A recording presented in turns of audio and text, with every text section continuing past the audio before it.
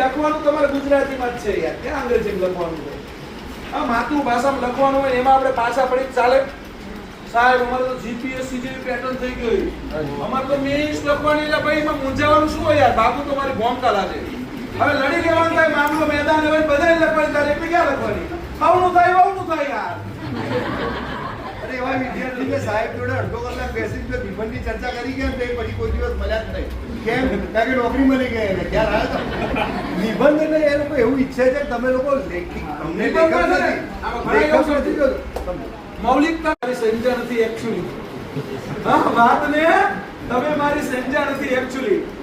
TET pass થઈને હજી તમે શિક્ષક બન્યા નથી એકચ્યુઅલી. કેમ ના બનાય? કારણ કે તમે ટોપ નથી કરી, ખાલી પાસ કરી. ખાલી ટેટ પાસ નહીં, પણ આપણે શું કરવાની છે? ટોપ કરવાની છે. અને ટેટ ટોપ કરવા માટે મેઇન્સ ગુજરાતી વર્ણનાત્મક સાહેબ આપણે ચર્ચા કરી દઈએ. સચિન સર મેઇન્સ ની અંદર બાકાજીકી બોલાવતા હોય, આમ કોરું બોર્ડ લઈને આવ્યા હોય, કોરી સ્લાઇડ ની અંદર સાહેબ નું રાઇટિંગ આમ ડોન્ટ ફ્લુએન્સી માં આવે. કેવું આવે? ફ્લુએન્સી માં, ફ્લો માં આવે, સાતત્યથી લખે. સાહેબ એ લેવલ થી તમે કાપા